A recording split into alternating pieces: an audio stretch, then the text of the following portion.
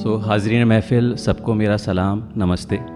और मेरा नाम फैज़ान है और ताल्लुक़ मेरा अलीगढ़ शहर से है। तो शुरुआत इस तरह से करते हैं पहले कि हम पर एक शख्स का इल्ज़ाम ऐसा लगा, हम पर एक शख्स का इल्ज़ाम ऐसा लगा कि सच में हूँ मैं मुजरिम, आज मुझे ऐसा लगा कि हम पर एक शख्स का इल्ज़ाम ऐसा लगा कि सच में हूँ मैं मुजरिम, आज मुझे ऐसा लगा। वो भी बखूबी जानता है मुझे इस कदर, वो भी बखूबी जानता है मुझे इस कदर कि इल्ज़ाम इस दिल नादान पर एक तीर जैसा लगा।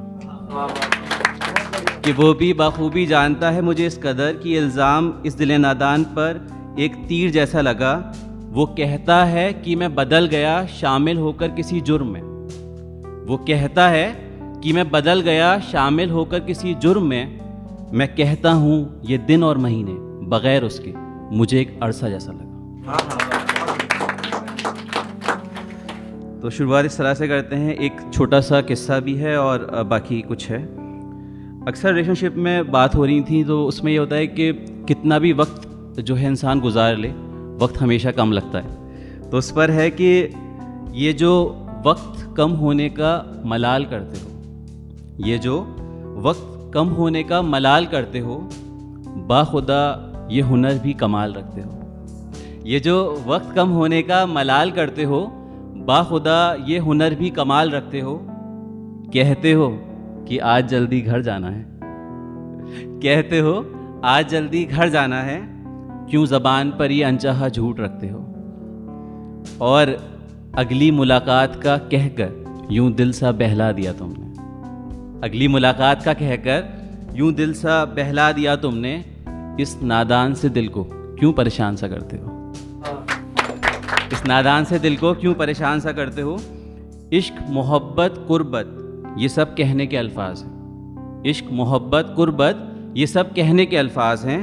तुम तो आँखों से कत्ल करने का हुनर रखते हो। और आखिरी दो लाइन पे तवज्जो चाहूँगा आप लोगों की कि माना कि बहुत मुख्तसर सा वक्त है हाथों में, माना कि बहुत मुख्तसर सा वक्त है हाथों में, पर हाथ की लकीरों पर यकीन भी खूब रखते हो। तो एक छोटी सी स्टोरी है और इसका जो मौजू है वो है प्यार, इश्क और मोहब्बत। तो मैं चाहूँगा कि तवज्जो चाहूँगा और आप लोग इसी तरह से सुनते रहिए। और एक दरख्वास्त ये है कि इस स्टोरी का ये है कि जब तक आप इसको कनेक्ट कर पाओगे तो जो तालियां हैं वो जितनी बजानी है आप लास्ट में बजाइएगा, ये बस दरख्वास्त है ताकि इसका कनेक्शन ना टूटे। तो शुरुआत इस तरह से है कि एक दिन प्यार, इश्क और मोहब्बत ने सोचा कि क्यों ना एक जगह बैठकर सुकून से मुलाकात की जाए। और कुछ सवाल थे तीनों के जहन में, उसको सामने बैठकर दूर किया जाए। एक खूबसूरत जगह चुनी गई जहाँ पास में एक झरना था, कुछ पौधे, कुछ आधे अधूरे पेड़ और कुछ दूर फूलों का बगीचा। उन फूलों की भीनी भीनी खुशबू उस जगह को और खुशनुमा बना रही थी। प्यार ने पहले दोनों की खैरियत ली और कहा कैसे हो। इश्क ने कहा कि मैं अधूरा हूँ, मोहब्बत ने कहा कि मैं तो पहले से बदनाम हूँ और अब और बदतर हालत में हूँ। प्यार ने कहा कि मेरा सफ़र तो शुरू होता है पहाड़ की बुलंदियों से भी आगे, पर जब दिल टूट जाता है ना तो उस ऊंचाई से जो ज़मीन की दूरी है वो पता ही लगती और एक पल में सब बिखर जाता है। इश्क और मोहब्बत ने बात सुनकर सर झुकाया और माहौल बहुत ज़्यादा गहरा हो चुका था। कुछ पल की सिर्फ खामोशी, झरने की गिरने की आवाज़ ऐसी आ रही थी जैसे आज ये ज़मीन में ही समा जाएगा। इश्क ने कहा कि क्या ही बताएं अपनी हालत, हो तो जाता है जल्दी से, पर जब मुकम्मल नहीं होता ना तो आंसू आंख से नहीं दिल से बहते। कोशिश करता तो हूँ कि जो दो लोग जिनसे मैं जुड़ा हुआ हूँ वो ना बिछड़ें, कभी उन लोगों की आंख में मेरी वजह से आंसू ना आए, पर आखिर में सब अधूरा रह जाता है, बिल्कुल इस पेड़ की शाख जैसा जहाँ एक भी पत्ती नहीं है। मोहब्बत ने अपनी दास्तां सुनाने से पहले आंखें पहुंची, जो बिल्कुल गीली हो चुकी थी आंसुओं से, रुंधे हुए गले से बोली कि मैं इस दुनिया में पैदा ही क्यों हुई। किसी के पास हूँ तो परेशान, ना हूँ तो परेशान, ज़्यादा देर रहूं तो दिक्कत, कम वक्त के लिए रहूं तो सवाल जवाब।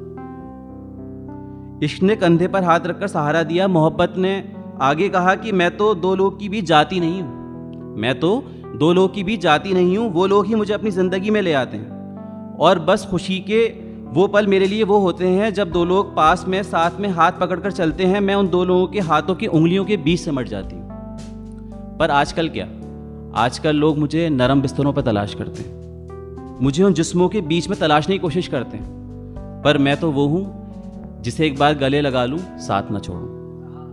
मैं तो ऐसी भी हूँ कि जिस्मानी तौर पर इंसान किसी के साथ हो सकता है, पर जहन में मेरी वजह से वो ताउमर रहेगा। बस अब क्या था फिर, प्यार, इश्क और मोहब्बत अपनी अपनी जगह से उठकर अपने अपने रास्ते हो लिए और रह जाता है बस झरने का शोर, खाली सड़कें, हवाओं की नमी और कुछ आधे अधूरे अनकहे किस्से।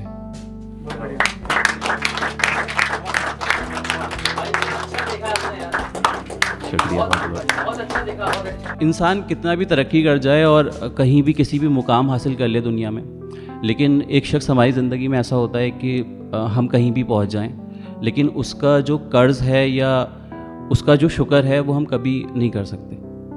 तो मैंने एक बार ऐसा था कि मेरा घर जाना नहीं हो पा रहा था और मैं एक ही बेटा हूँ अपनी अम्मी का, तो कोशिश ये थी कि मतलब बहुत मिस कर रहा था मैं उस टाइम, और ये उस वक्त लिखी गई थी और ये एक ही है जिस पर मैंने माँ के ऊपर लिखा है। तो आप सुनिएगा और इसमें आप जहाँ हौसला अफजाई करनी है, जहाँ हमारी हिम्मत बढ़ानी है, वहाँ आप बढ़ाइएगा। तो इस तरह से है कि वो जो हाथ उठाकर किस्मत का फैसला बदल दे, वो जो हाथ उठाकर किस्मत का फैसला बदल दे, उस लफ्ज़ का नाम सिर्फ माँ है।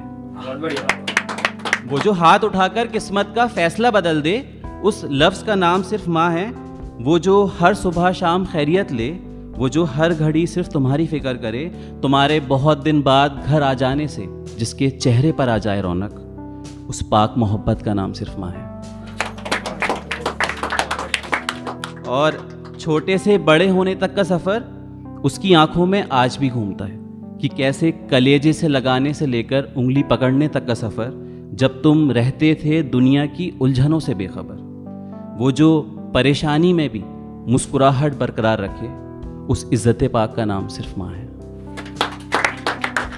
और आखिरी 4 लाइनें हैं कि जन्नत ऐसे ही थोड़ी माँ के कदमों में रख दी गई, कि जन्नत ऐसे ही थोड़ी माँ के कदमों में रख दी गई, खुदा ने सोच समझकर वो इज्जत तो दी।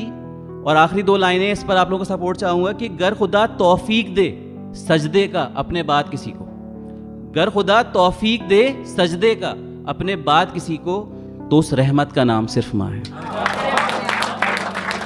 शुक्रिया आप सभी लोगों का बहुत।